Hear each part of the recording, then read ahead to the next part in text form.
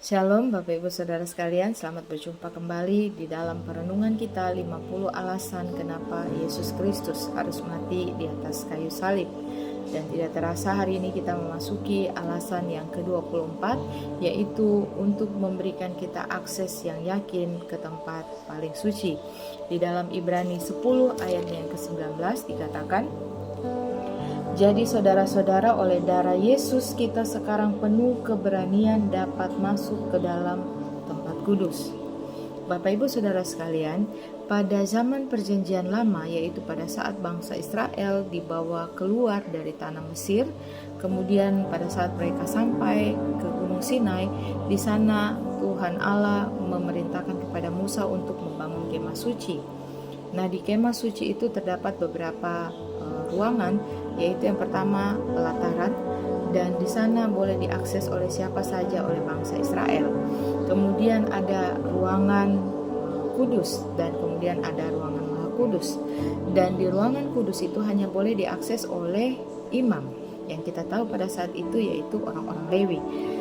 Orang lain yang bukan imam tidak boleh memasuki ruangan kudus ini.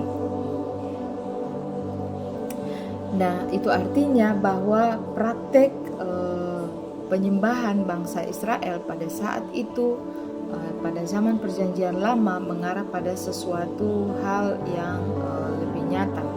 Tetapi kemudian ketika Kristus muncul sebagai imam besar, kita baca di dalam Ibrani 9 ayat 11 dan 12 dikatakan di sana, tetapi Kristus telah datang sebagai imam besar untuk hal-hal yang baik yang akan datang.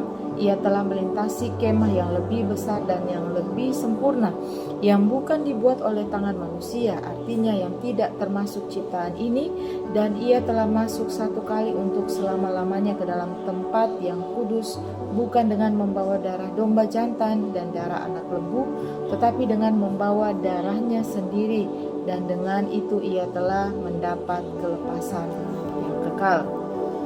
Apa artinya bagi kita, atau apa implikasinya bagi kita? Implikasinya bagi kita pada saat ini yaitu jalan kita terbuka bagi kita untuk pergi bersama-sama Kristus ke semua tempat paling suci di hadirat Allah, ya, ke semua tempat paling suci di hadirat Allah.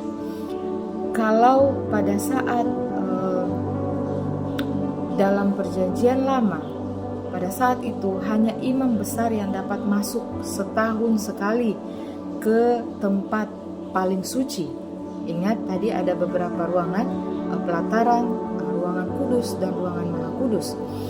Setahun sekali para imam boleh masuk ke dalam ruangan itu, dan di sana kemuliaan Allah nampak.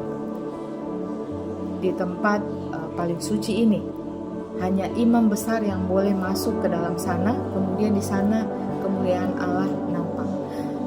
Tetapi pada saat Kristus datang, kemudian mengorbankan dirinya di atas kayu salib dan menjadi imam besar bagi kita, dan masuk membawa persembahan, bukan membawa darah domba jantan atau darah lembu, kemudian dia membawa darahnya sendiri sebagai persembahan. Ini membukakan jalan bagi kita untuk bisa masuk ke dalam hadirat Allah, ke dalam tempat paling suci, yaitu hadirat Allah. Kalau pada zaman perjanjian lama hanya setahun sekali, Bapak Ibu Saudara sekalian, kita pada saat ini karena pengorbanan Kristus di atas kayu salib, kita bisa menikmati hadirat Allah itu setiap hari di dalam kehidupan kita. Setiap hari kita bisa menikmati hadirat Allah. Di dalam Matius 27 ayatnya yang ke-51, ketika Yesus kemudian menghembuskan nafasnya yang terakhir, dan tabir bait suci terbelah dua dari atas sampai ke bawah, dan terjadilah gempa bumi dan batu-batu terbelah.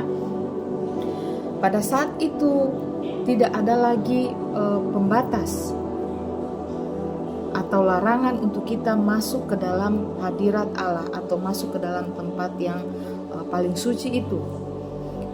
Pengorbanan Kristus di atas kayu salib memberikan kita akses, memberikan kita jalan, memberikan kita keberanian untuk masuk ke dalam hadirat Allah, tempat paling suci itu. setiap harinya kita bisa datang